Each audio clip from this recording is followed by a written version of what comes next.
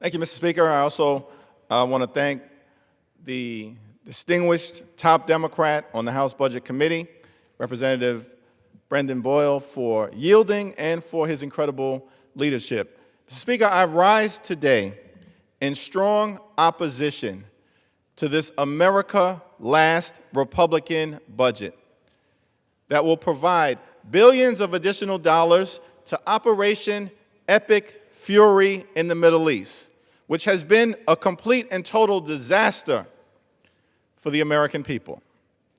Donald Trump's reckless and costly war of choice in Iran has skyrocketed gas prices on everyday Americans who are already suffering from the failed Republican economy and drowning in its poor management.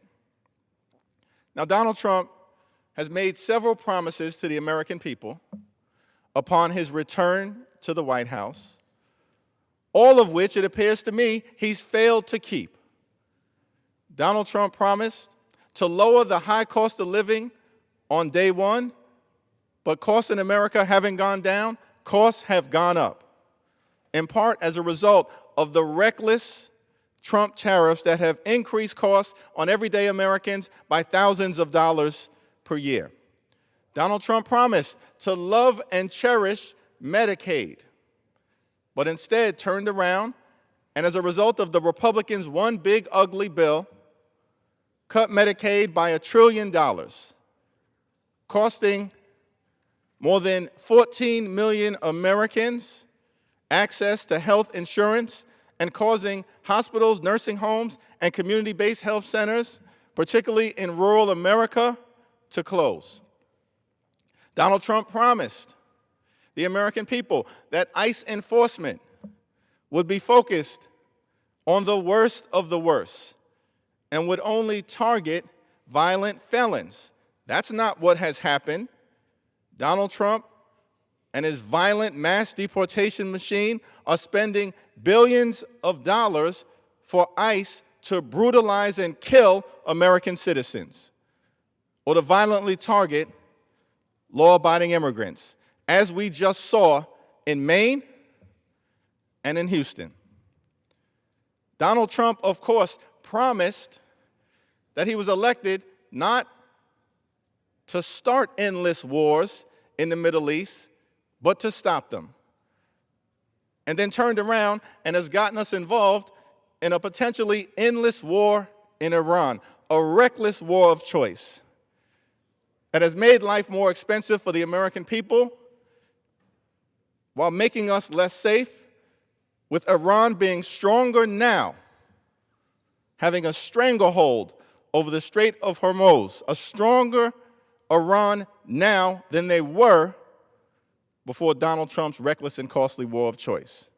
So I stand in strong opposition to this America Last reckless Republican budget, this effort to waste tens of billions of dollars more on Operation Epic Failure in the Middle East.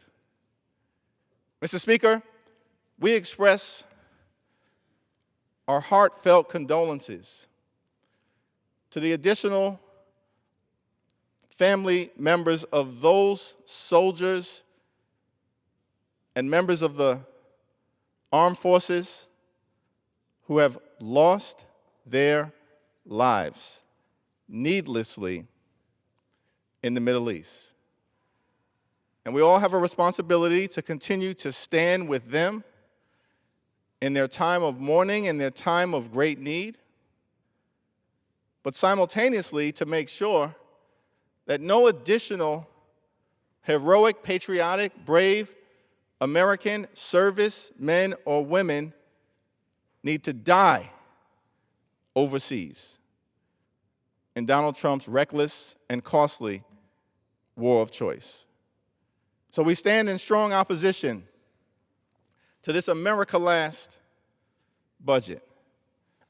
One of the most important things as members of Congress who are solemnly given by the framers of the Constitution the responsibility to determine issues of war and peace. One of the most important things that we can do is stand against this reckless war of choice in the Middle East, so no more service members have to be sent home dead to their families who have been left behind. What we should be doing in this Congress is actually using our taxpayer dollars to make life more affordable for the American people. And that's our commitment as House Democrats. Unfortunately, Donald Trump and our Republican colleagues don't share that commitment. That's not a hypothetical. It's not hype. It's not hyperbole. Look at their own words. Donald Trump, of course, who has said, because we're fighting wars, we can't prioritize things like daycare, Medicaid, or Medicare. That's exactly what's happening right now. Republicans, in their one big, ugly bill, enacted the largest cut to Medicaid in American history, ripping health care away from more than 14 million Americans all across the country, in rural America, urban America, small-town America, the heartland of America, black and brown America. No one has been untouched by the Republican assault on health care. And why is this happening?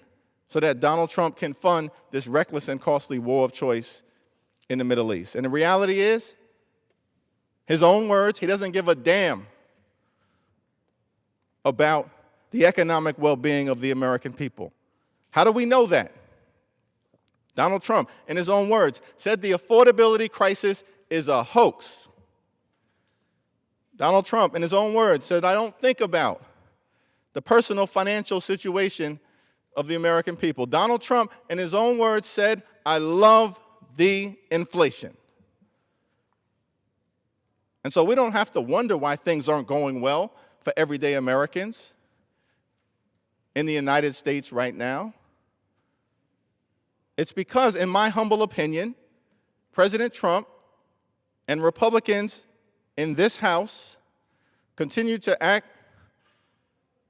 indifferent to the economic well-being of the American people and to actively do things that are hurting everyday Americans financially, like this reckless and costly war of choice, which is why we stand aggressively against it.